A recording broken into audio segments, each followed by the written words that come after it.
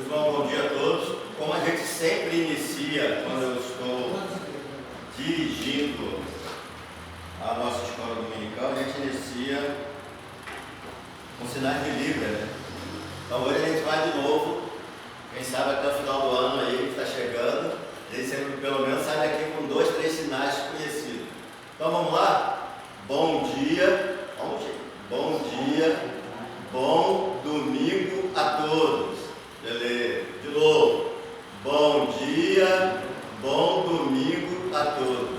Que assim seja um domingo cheio de paz, de alegria, de louvor e adoração ao nosso Deus. Amém? Meu irmão, hoje nós estaremos estudando a lição,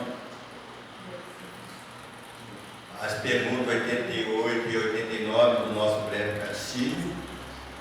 E é uma lição que o pastor vai ajudar muito, porque não é um assunto que a gente domina tanto, né? Mas a gente vai tentar expor o que a lição, o que as perguntas nos oferecem nessa manhã. Vamos lá. Como a palavra se torna eficaz para a salvação? Todos conseguem ler nessa distância? Graças a Deus, eu enxerguei. Amém. Então vamos lá, eu faço perguntas e vão responder. Como a palavra se torna eficaz para a salvação? O Espírito de Deus torna a leitura e especialmente a pregação da palavra, meio eficaz para os pecadores, para os edificar em santidade e conforto, por meio da fé para a salvação. Essa é a pergunta 89, a pergunta 90. Como se deve ler e ouvir a palavra a fim de que ela se torne eficaz para a salvação? Para a palavra se torne eficaz para a salvação, devemos ouvi-la com diligência, preparação e oração, recebê-la com fé e amor, e guardá-la em nosso coração e praticá-la em nossa vida. Glória a Deus. Mas bom, vamos fazer um exercício de Bíblia. Quem achar pode ler o Salmo 19, 7. E ali em sequência ali já vamos abrindo a Bíblia, cada um, para a gente entender bem a lição interessante desses textos que foram sugeridos. Quem tem a lição e trouxe essas, isso já está na lição, tá?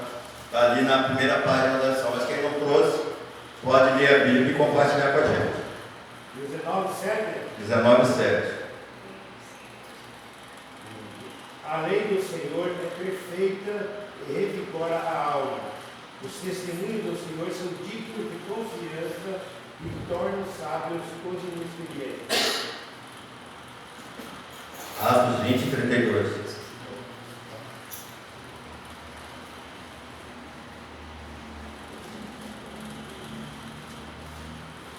Alguém lê Romanos que eu vou ler Atos. Agora, pois, encomendo-vos ao Senhor e a palavra da sua graça, que tem poder para vos edificar e dar herança entre todos os que são santificados. Pois não me envergonho do Evangelho, porque é o poder de Deus para a salvação de todo aquele que crê, primeiro do judeu e também do grego. Provérbios 8, 34.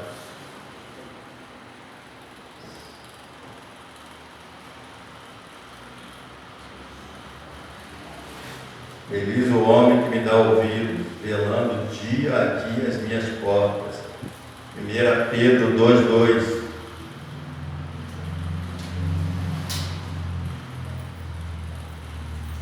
Só eu falei. Como crianças recém-nascidas desejem o genuíno leite espiritual, para que por ele lhes seja dado crescimento para a salvação. Salmo 119, 18. Abre os meus olhos para que eu veja as maravilhas da tua lei. Hebreus 4, 2. Porque também a nós foram anunciadas as obras novas, como se deu com eles. Mas a palavra que ouviram não lhes aproveitou, visto não ter sido acompanhada pela fé, como estava naqueles que ouviram. Segundo Tessalonicenses 2,10. Porque não acolheram o amor da verdade para serem salvos. Salmo 119, 11. Guardei no coração a tua palavra, para não pecar contra ti. Tiago 1,25.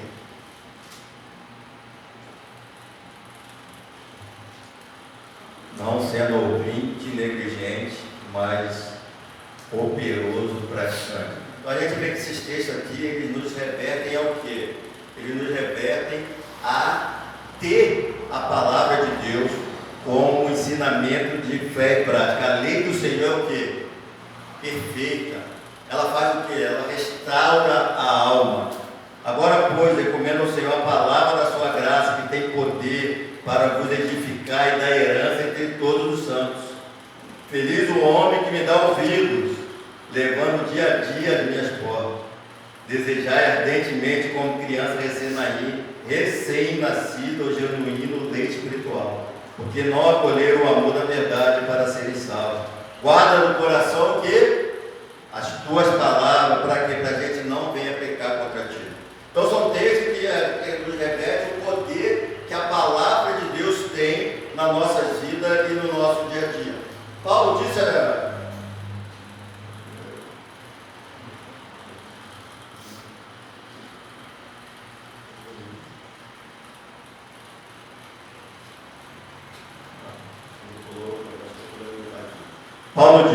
não me enviou Cristo para batizar, mas para pregar o Evangelho.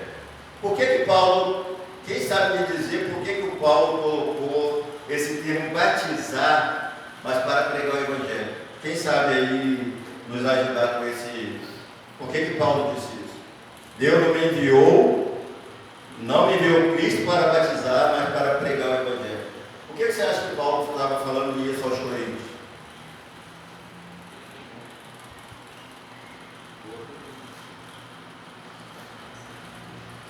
Ei, Paulo Andrade, pode? Eu acredito que houve uma discussão lá na época, e um dizia que eu sou de Paulo, seguidor de Paulo. Outro dizia que eu sou seguidor de Apolo, o outro de Pedro.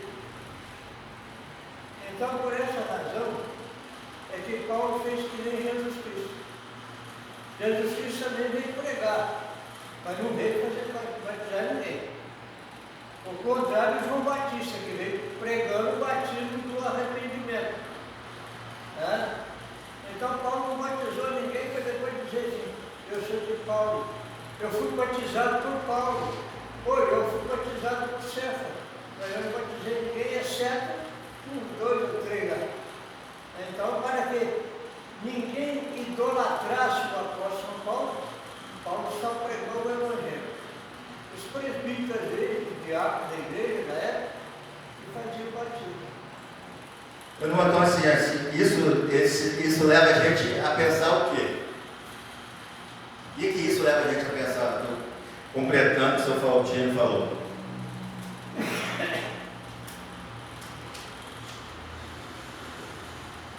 Isso leva a gente a pregar o quê, gente? Que a pregação da palavra de Deus então possui o quê? Certa prioridade sobre o batismo. Então o que a gente pensa quando fala isso? Peraí, não me enviou Cristo não me enviou Cristo para batizar, mas para pregar o Evangelho. O que ele está querendo dizer? Paulo está querendo dizer o quê? Eu existe uma prioridade. Qual que é a minha prioridade? Pregar o Evangelho. Porque então a gente vai perceber nessa lição de hoje que existe certa prioridade. Ela é mais importante do que os sacramentos. Assim, a Bíblia constantemente nos lembra que Deus costuma salvar o que crê pela loucura da pregação. Paulo Alberto, pode falar. Isso aí vem para essa época que a gente vive, que em algumas igrejas que tem por aí, que mal a pessoa entra dentro da igreja e já está batizando. Eles não preparam a pessoa, eles não levam a palavra, eles querem arregimentar e sempre batizar, quando na realidade não é um batismo para mim. Primeiro tem que existir a palavra, o conhecimento, que é o que foi feito na maioria das igrejas. Primeiro, aprender o significado do batismo, o porquê do batismo para eles, excelente. Olha, orgulhoso de ti. Muito bom, muito bom. A pregação da palavra de Deus, então, possui certa prioridade, ela é mais importante que os sacramentos. Meus irmãos, eu queria saber quais os 2 sacramentos que a nossa igreja tem. Quem sabe nos dizer? Batismo e ceia. Batismo e ceia. Por coincidência, é um dos sacramentos nós vamos ter hoje aqui, que é a Santa Ceia. Não vamos ter batismo, mas acredito que vai ter alguma surpresa por aí, mas não é batismo. Tá? A Bíblia, até eu me assustei. A Bíblia constantemente nos lembra que Deus costuma salvar os que creem pela loucura da pregação. Gente, por que eles chamam? Isso aqui é muito interessante quando eu estava estudando, pela loucura da pregação. Por que o apóstolo Paulo ele enfatiza que a pregação do Evangelho é loucura?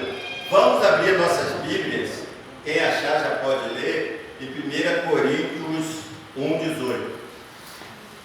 1 Coríntios 1,18.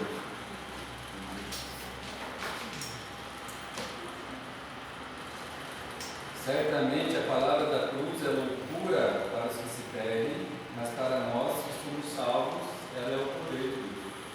Glória a Deus. Aqui. Destaca a essência do Evangelho, revelando como a mensagem da cruz, tanto loucura para os que perecem, quanto ao poder de Deus para os que creem. Esse versículo desafia a sabedoria humana e convida a dependência de Deus. Seu contexto enfatiza a diferença entre a perspectiva divina e a humana.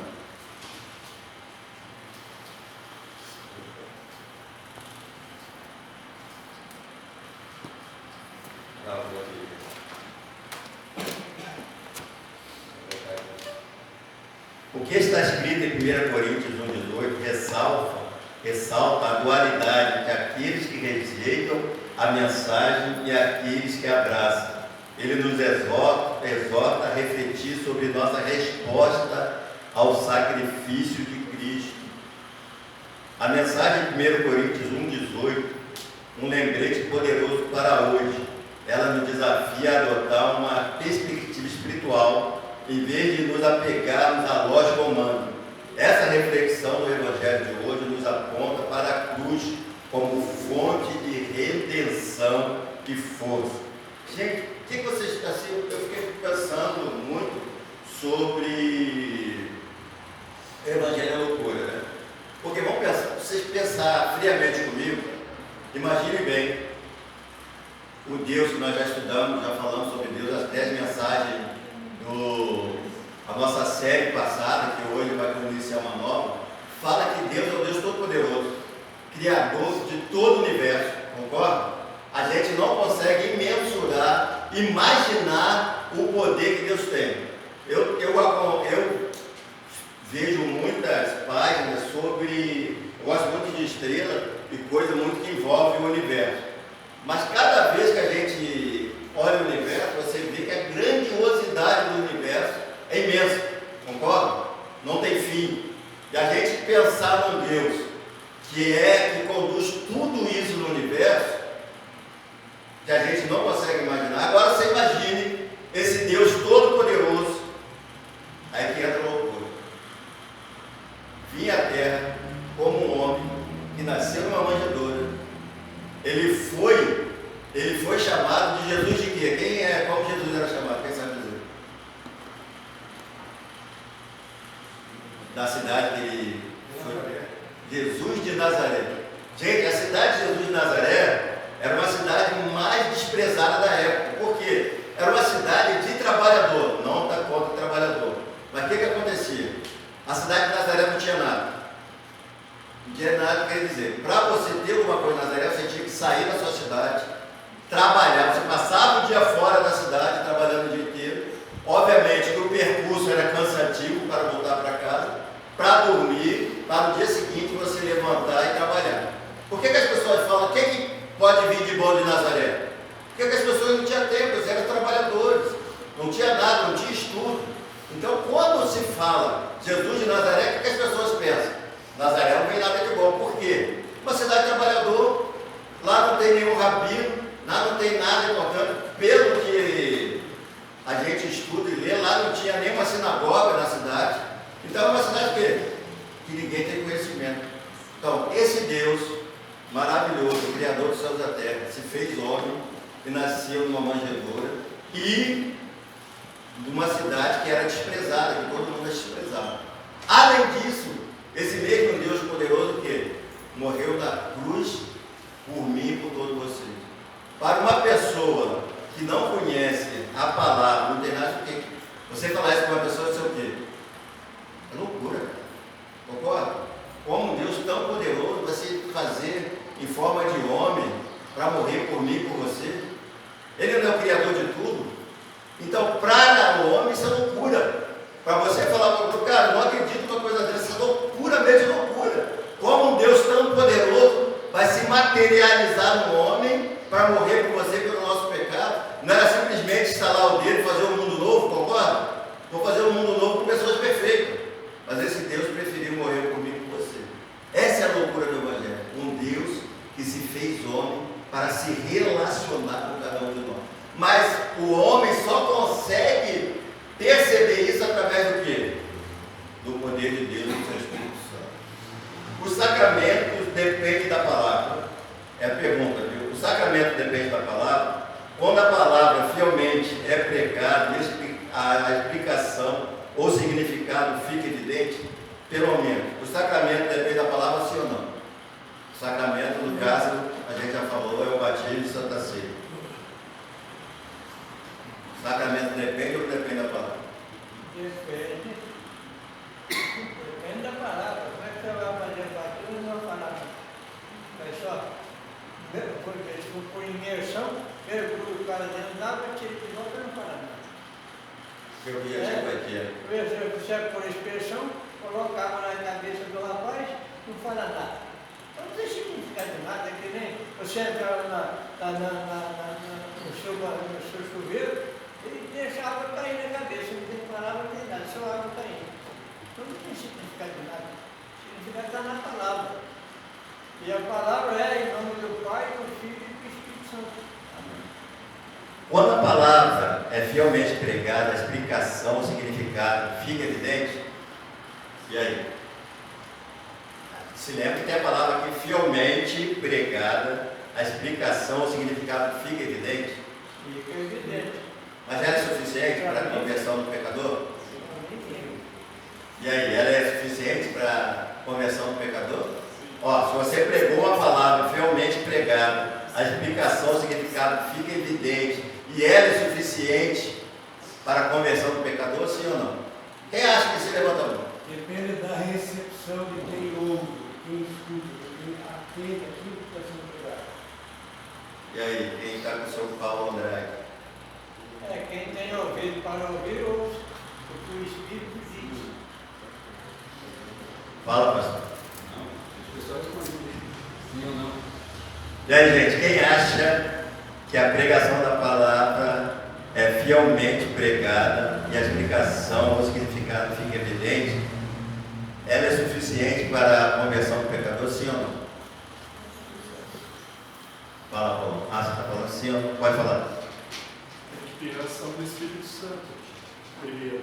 Pô, você pegou tudo, né? Porque muitas pessoas ouvem e nem todas Exatamente. aceitam. Se fosse assim,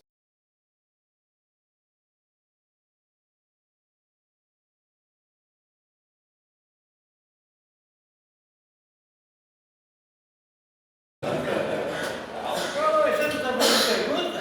Ele fez a pergunta e respondeu, hein? gente, aqui entra, por que a palavra de Deus é o meio primário? Porque a palavra de Deus é o primeiro primário, não é o essencial. A gente vai ver isso agora, por que a palavra de Deus é o meio primário. Podemos entender isso lembrando que o homem, por natureza, está aqui, morto em seus delitos e pecados. Para isso ele precisa de quê? Aí que entra a pergunta, que já foi falada.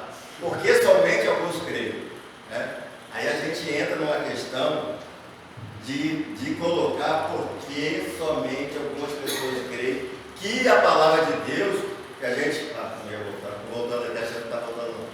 Que a palavra de Deus que a gente entrou, quando a palavra é fielmente pregada, a explicação, o significado fica ali dentro.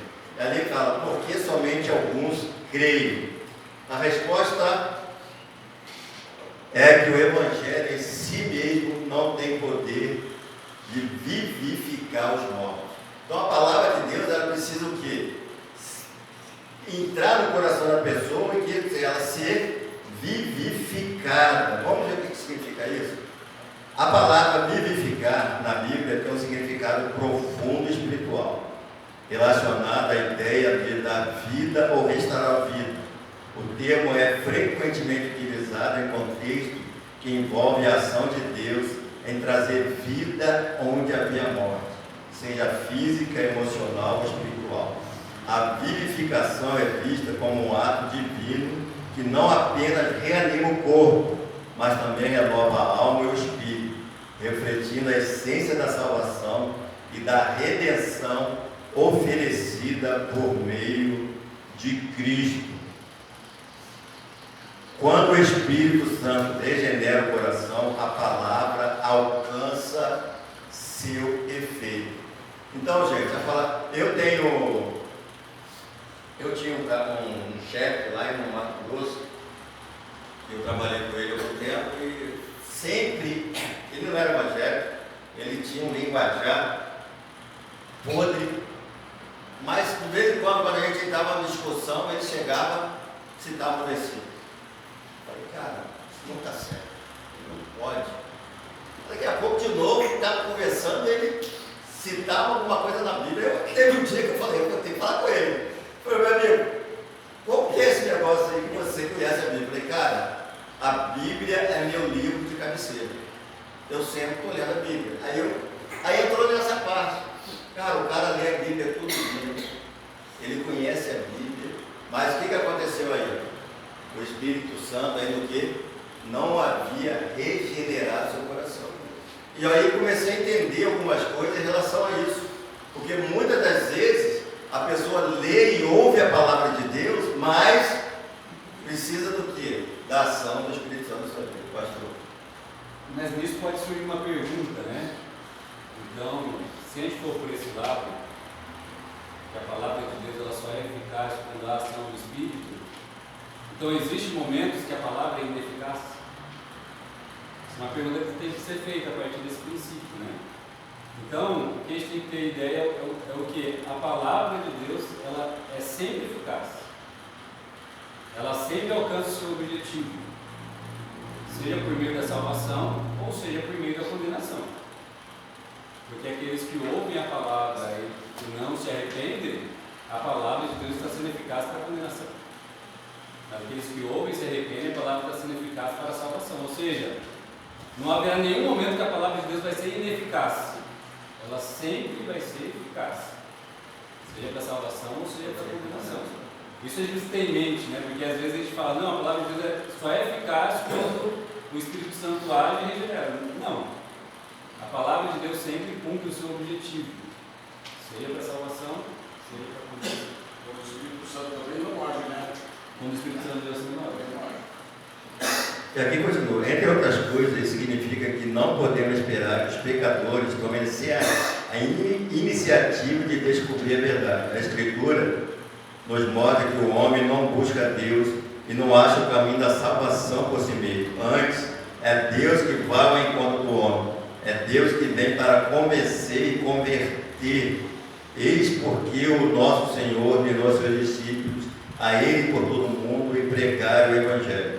Nós temos o caso do eunuco. O que o eunuco estava fazendo quando estava caminhando? Quem sabe dizer?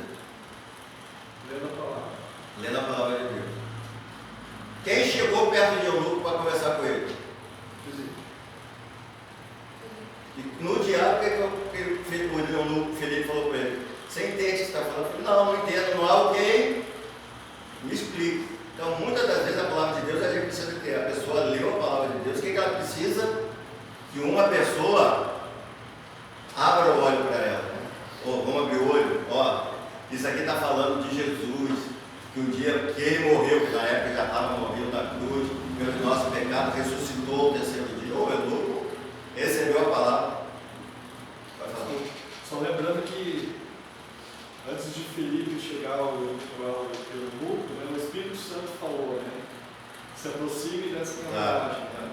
Então houve uma ação do Espírito Santo anterior, porque se só não tivesse uma intervenção do Espírito Santo anterior, seria somente uma explicação lógica. Nem Felipe estaria ali. E talvez Felipe não estaria ali. Então houve uma ação, foi até o tema da aula da semana passada. Sempre na salvação, na conversão, há uma ação primeira do Espírito Santo. Então não é o homem que toma a iniciativa, é Deus sempre quem age primeiro, e o homem, como o chamado é eficaz, a palavra vai se cumprir porque o Espírito Santo ordenou, a pessoa vai se converter. Muito assim, então a ação do Espírito Santo é muito importante, mas o que a pessoa precisa para que aconteça isso? Estou fazendo aqui sinal de a pessoa, desculpa pelo. Eu ouvi, as pessoas precisam ouvir. É que eu achei que vocês. Desculpa. A gente precisa, que a pessoa precisa ouvir a palavra de Deus, né? Uma pessoa que leu a palavra de Deus, ela muitas das vezes pede, pode ser a ação do Espírito Santo, que a pessoa teve interesse em procurar ler a palavra de Deus. Mas ela sempre vai precisar de uma pessoa que pregue para que ela entenda o que ela leu, para quê? Para que o Espírito Santo venha regenerar a vida daquela pessoa. Restauração da luz e restauração para recebê-la. Duas coisas são necessárias. Restauração da luz, o quê? O homem, quando está no seu delito de pecado, ele está na treva. Ele precisa de quê? De receber a luz. O que é a luz? A palavra de Deus. A restauração, e está preparado para o quê? Para a restauração, para recebê-la. O que é? Ela receber a regeneração do Espírito Santo, que através disso ele vai ter o quê? Um novo nascimento, né? Que a gente provavelmente vai estudar no domingo que vem. Nossa responsabilidade. O Evangelho não chega a qualquer um como seu poder salvador, ao menos que haja uma fome e sede de Cristo e de sua palavra. O homem, para receber o Evangelho, ele precisa de quê?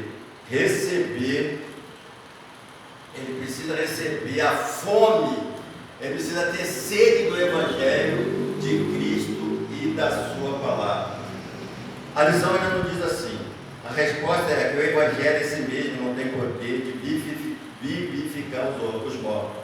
Assim como a luz não tem poder para dar luz ao céu, também o Evangelho não tem poder para restaurar a compreensão das pessoas espiritualmente cegas. O Espírito é o que vivifica. Jesus disse: sem uma obra direta do Espírito Santo no coração, os homens não podem ouvir o que o pregador diz, e podem até gostar, mas nunca serão convencidos e convertidos. Foi assim com alguns que ouviram Ezequiel pregar. Então, muitas das vezes, meu irmão, vai vir uma pessoa dentro da igreja, ela vai ouvir, vai achar bonito, nossa, a mensagem foi bonita, o pastor falou bem, nossa, que mensagem gostosa de se ouvir, mas a mensagem não fez efeito nenhum no coração dela. Não houve aquela sede e fome de Cristo. Quando a mensagem ela toca no coração, o Espírito Santo entra no coração da pessoa, o que acontece? Aquela palavra ali vai fazer o quê? Aquela palavra vai começar o quê? Restaurar o coração.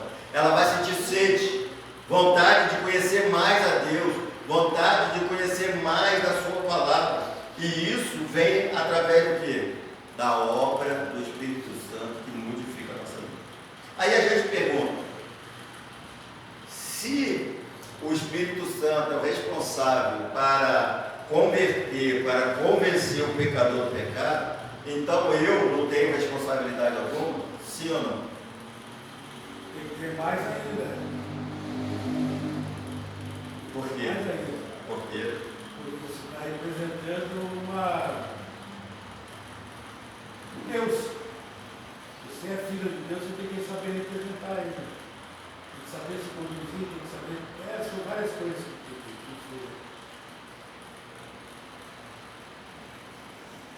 Já que a gente está falando sobre a palavra de Deus, né? A palavra de Deus diz que o homem tem responsabilidade, ponto. Né? Em nenhum momento vem nas Escrituras a pregação do apóstolo fala: olha, se vocês sentirem o Espírito Santo agindo no coração de vocês, chamando vocês, vocês se arrependem e creem. Não, o apóstolo Paulo fala: arrependam-se e creem no Evangelho. Quem tem a responsabilidade disso? Você.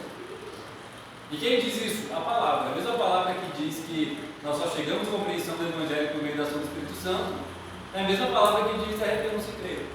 Essas coisas não se anulam. Né? O Evangelho só é eficaz quando o Espírito Santo age, mas ao mesmo tempo você tem responsabilidade de, quando ouvir, se arrepender e crer. Se você não ouvir, se arrepender e crer, você vai ser condenado pela palavra de Deus.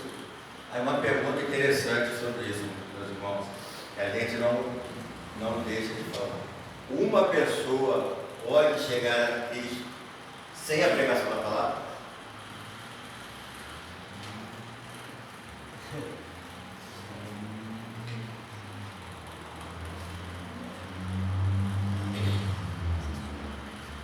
E aí? existe a possibilidade. Tem casos isolados de muçulmanos sonhando com Cristo e depois vai buscar a palavra. Depois vai mais casos isolados. Tudo bem. Os casos. E aí? Mas assim, mesmo no caso do João, que ele falou por meio do sonho, no sonho tem que haver pregação. Né? Ou sim, eu acho que Ou alguém vai levar, alguém que vai pregar o evangelho. Exatamente. Tem que haver a proclamação. Isso é inegociável. Mesmo que seja por sonho, que Jesus apareça e pregue o evangelho por meio de um sonho do cidadão, tem que ter pregação. Eu gosto muito do. Pode falar. Eu acho o seguinte, que a gente analisa bem a pregação, lendo a Bíblia ali, explicada, e o sermão feito e tal. Mas a própria Bíblia já diz que os céus proclamam a glória de Deus e o firmamento. Então, qualquer pessoa que está nesse mundo, de alguma maneira, ela é tocada através da palavra, talvez não pregada, mas sentida e vista. Né? Então, a gente está no mundo aqui, e pode ser que o passo passa voando na frente sua, você sente a presença de Deus através da criação de Deus que ele passa, que também está na palavra. Né? Então, quando o apóstolo Paulo fala também essa questão da pregação, às vezes a gente acha que a pregação da palavra de Deus é só o que está escrito ali, e é o que está escrito ali. Mas a natureza, conforme a gente estudou a vez passada, estava estudando, a natureza já é a palavra de Deus pura. Né?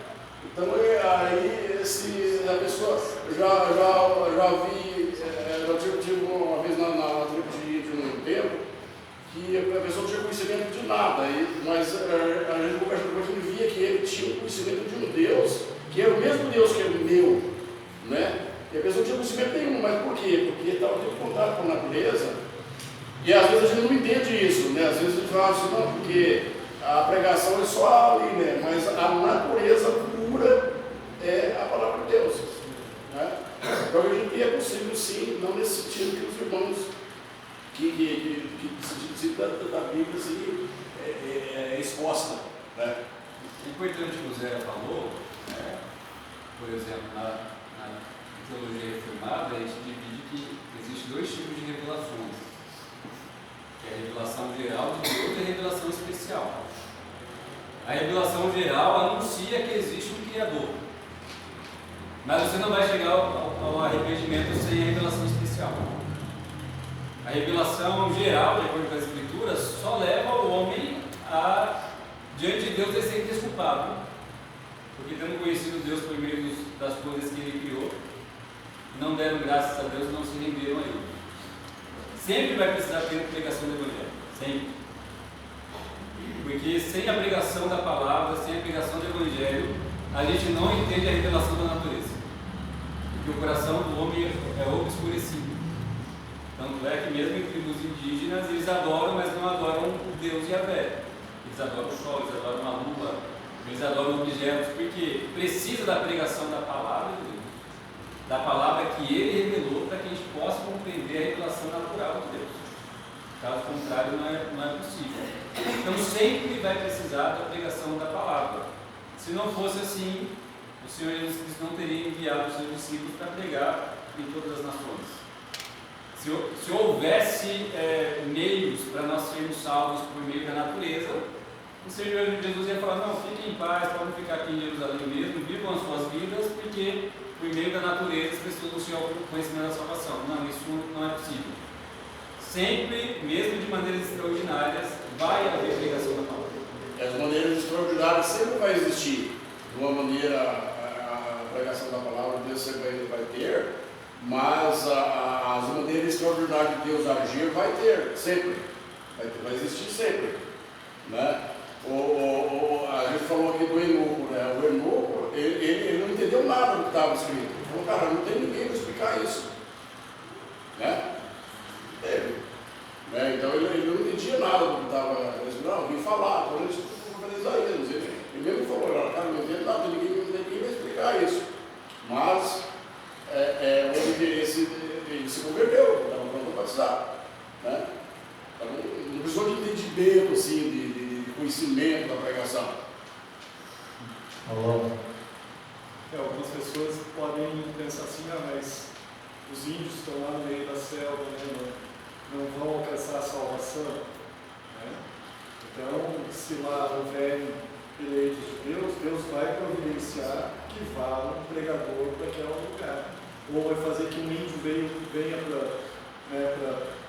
para onde tem a palavra, aprenda e volte para lá e pregue também. Então Deus sempre vai agir para alcançar aqueles que Ele tem chamado. Com certeza. Mas tem uma passagem esclarecedora sobre isso, é Romanos 11. Diz assim: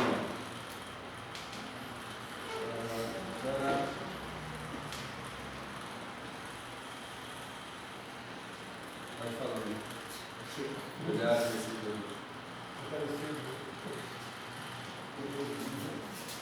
Povo é paciente. Aqui, Romanos 10. Como, porém, invocarão aquele em quem não creram? E como crerão daquele de quem nada ouviram? E como ouvirão se não há quem pregue? O apóstolo Paulo está dizendo: não vão chegar ao conhecimento daquele que eles não ouviram. Precisa que alguém pregue. Meus irmãos, não é preciso ir numa tribo de índio para falar que tem pessoas que conheceram com a experiência com os garotos no futebol. Muitos garotos que são vizinhos nossos não conhecem a palavra de Deus e nem sabem quem é Deus. Algumas perguntas básicas que você fazia a eles, simplesmente davam de óbvio e nunca ouvi falar sobre isso. Então, aqui do lado, são vizinhos nossos que não conhecem. Eu gosto muito quando falo desse assunto de um amigo meu, um funcionário de amigo meu, que mora no Rio de Janeiro. Ele, só para você ter ideia como que era o fim de semana dele. Ele começava sexta-feira às 18 horas e ele passava, sabia todos os bares que eram abertos até no outro dia, 4 horas da manhã. Então ele saía do bar, ia para o outro, aí ele olhava o relógio, aí esse aqui fechou, aqui ele vai abrir, chegava às 4 horas. Era o fim de semana dele assim. Teve um dia na vida dele que ele chegou de um lugar para o outro e falou no coração dele, falou: cara, alguma coisa para você, eu vou parar de beber. Ele chegou na casa da esposa dele, falou para beber. A esposa dele, cética, falou: cara, você já falou isso milhões de vezes. Ele parou de beber. Ele parou de beber e falou assim: agora, já que eu parei de beber, vou parar de fumar. Foi a decisão dele. Aí ele falou: já que eu parei de beber e parei de fumar, o que eu vou fazer? Eu vou para a igreja. Ele foi para a igreja porque a esposa dele frequentava, e eu, depois que ele se converteu, não acreditei, falei: meu Deus do céu, Deus é bom demais. Aí eu fui conversar com ele, falei: cara, se lembra que você e o Cláudio sempre falavam de mim, a minha esposa, eu sei que orava por mim, sempre orava por mim. Aquele dia Deus me tocou, o Espírito, ele falou, o Espírito Santo tocou na minha vida, eu parei tudo e fui para a igreja. E hoje é um crente fiel, se você ver as postagens dele, só fala de Deus. Então a ação do Espírito Santo. Aí eu falei com ele: ele já tinha sido pregado o evangelho para ele? Tinha, durante a vida dele toda. A esposa orava por ele. A gente na conversa conversava com ele. Então ele, que a gente parava para pensar, coloquei em casa de converteu. Depois que ele contou, eu falei, realmente, ele ouvia da esposa dele, ele ouvia a gente na hora da conversa falando a história da Bíblia. Então a conversão dele foi o quê? Aos poucos. Levou anos. Me lembro, trabalhei, foi no início da minha carreira de telecomunicações. O cara veio se converter há 5 anos atrás. Então foi há 30 anos atrás ele ouvindo o quê? A palavra de Deus na vida dele. Por 30 anos. Até chegar um dia que ele se converteu. Imagine quantas e quantas vezes essa esposa não se ajoelhou, chorou com esse homem chegando em casa sábado de manhã, bebaço, que ele começava a beber. Imagina quantas vezes essa mulher não chorou em oração pela vida do marido dela. Mas ela conseguiu em vida ver que Deus restaurou a vida do seu esposo. No momento que o Espírito Santo quis o quê? Fazer ele ter o quê? Fome e sede de Cristo e de sua palavra. Quiser. Eu tenho um testemunho para dar que é bem interessante. Eu tinha um rapaz que trabalhou comigo no tempo, o nome dele é José, e a gente todo trabalhava junto, todo mundo era crente, menos ele. E ele não aceitava a gente falar de Deus de jeito nenhum. Às vezes ele estava cantarolando uns ganchos assim, trabalhando, e ele saía de perto, ele odiava o crente. E a gente tentou várias vezes evangelizar ele, mas ele não tinha papo nenhum. Aí ele estava trabalhando um dia no próximo de um terreno, e do lado tinha um terreno baldio, né? E esse terreno baldio tinha cheio de garrafa de gasosa, de cerveja vazia. E um dia na hora do almoço, a gente almoçou, ficou ali descansando e ele sumiu, o Zé.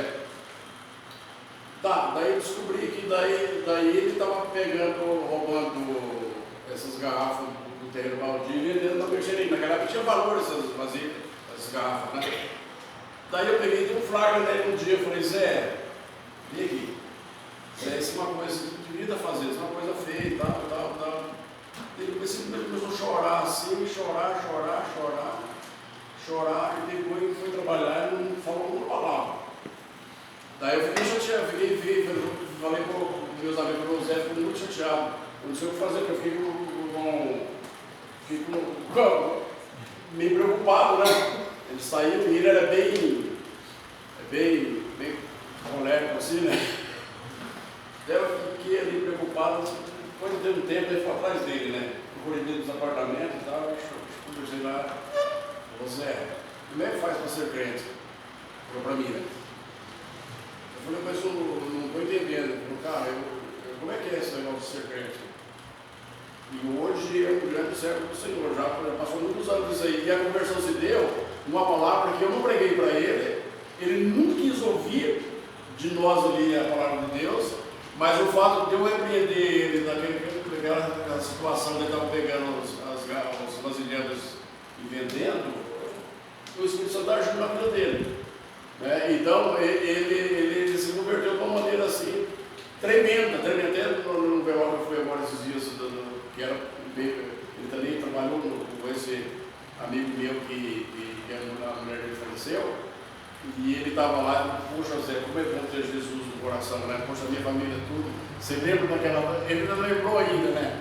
Falou, eu duas coisas, eu aceitei Jesus e parei de fumar no mesmo dia. E era uma pessoa sem pregação, né? Assim, aparente.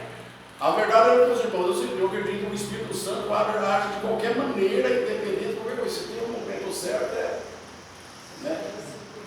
Mas isso é importante porque Zé, não roubarás a pregação da palavra. Sim.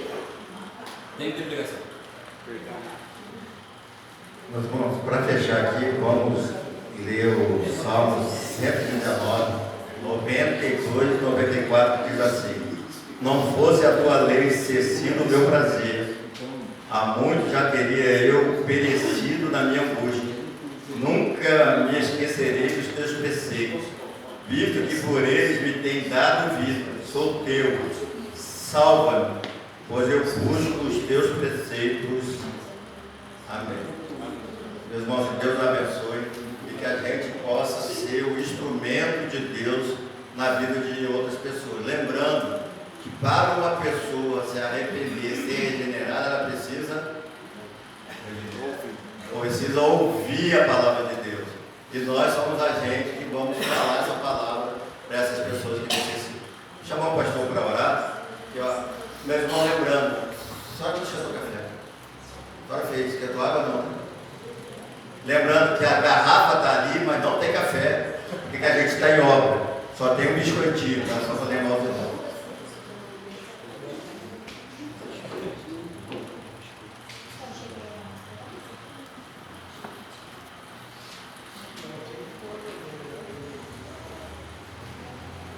Vamos orar finalizando então, 10 horas, retornamos para o nosso corpo.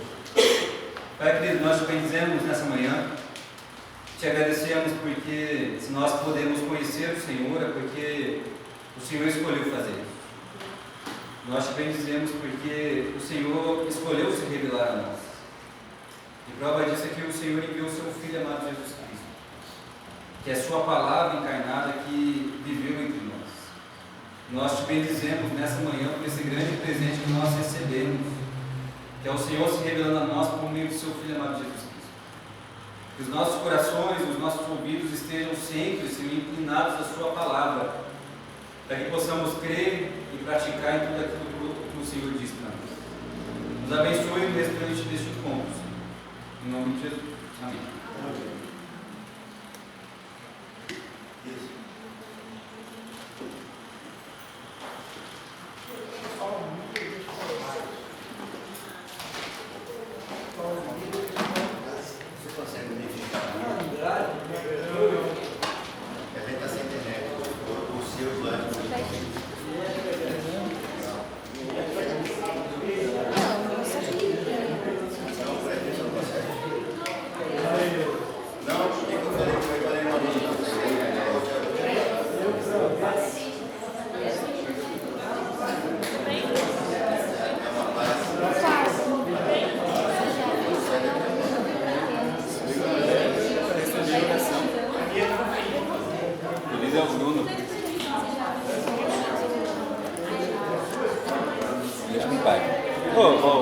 Vamos cantar hoje? Fazer uma apresentação? Falar com vocês o pastor Paulo Júnior. Como foi?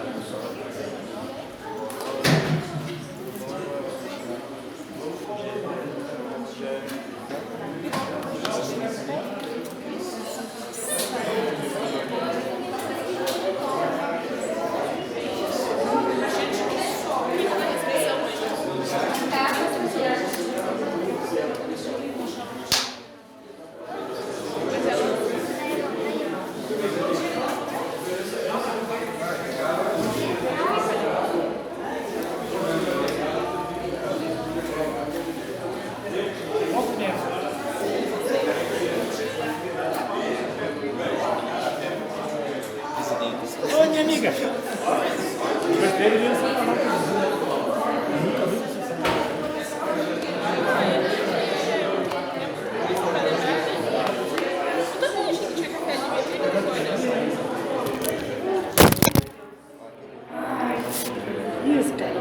Não, eu tava vendo a hora que isso ia acontecer.